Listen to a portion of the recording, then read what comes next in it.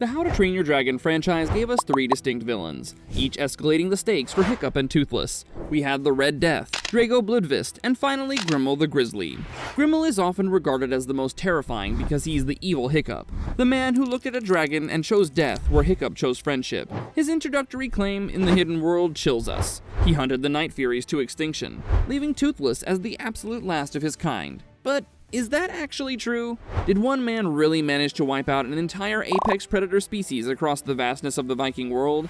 Or is Grimmel's claim a mix of arrogance, delusion, and statistical improbability? Today we're going to deconstruct the Grimmel paradox, and prove that while Grimmel may have been a prolific killer, there's almost zero chance he finished the job. Let's start with the math, because the numbers simply don't add up. Grimmel is roughly in his mid to late 50s during the third film. His origin story began when he was around 15, when he killed a sleeping Night Fury and earned his village's praise. That gives Grimmel a career span of roughly 40 years. But is 40 years long enough to single-handedly eradicate a species? Real-world extinctions caused by humans usually take centuries of industrial effort, habitat destruction, and mass hunting by thousands of people. Grimmel is one man. For Grimmel to kill every Night Fury, he would have to average a staggering number of kills per year, tracking them down across a vast archipelago filled with unmapped islands. Furthermore, if Night Furies were common enough for him to find them regularly, then killing them all in 40 years is impossible because there would be too many.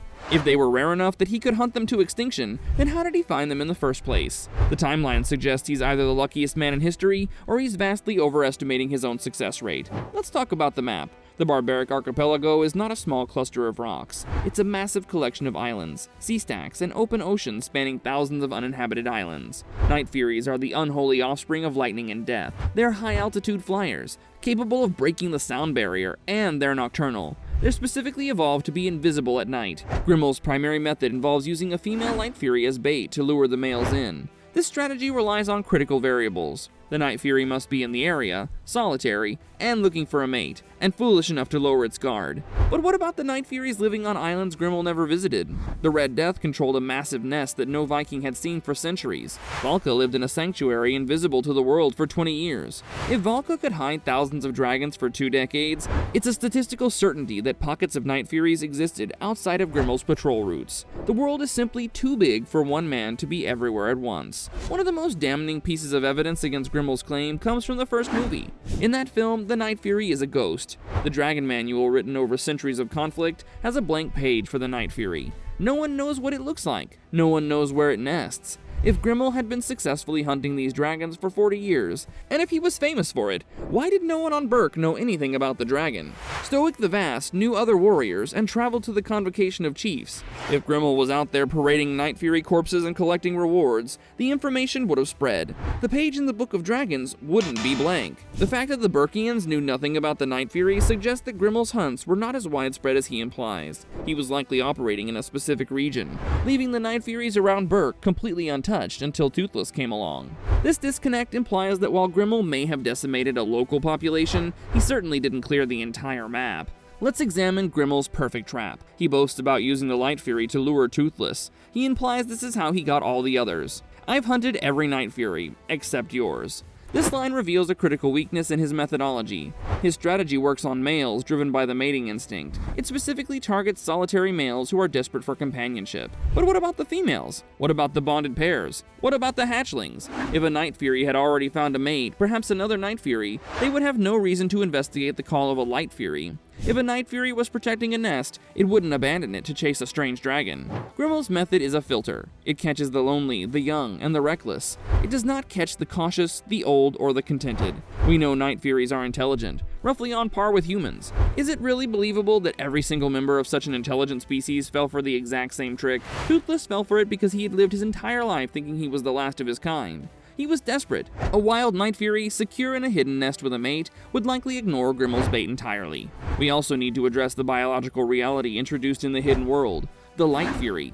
Grimmel treats Light Furies as a tool, a lure, but we learn that they're compatible with Night Furies. They can breed. They can produce viable offspring, the Nightlights. This brings up a massive hole in Grimmel's genocide plan. If Light Furies are still abundant, and if Night Furies can breed with them, then the Night Fury bloodline is not extinct. Even if Grimmel killed every pure Night Fury he could find, the genetic potential for the species lives on in the Light Fury population. Furthermore, why does Grimmel only hate Night Furies? If his goal is the extermination of dragons, leaving the Night Furies alive is a massive oversight.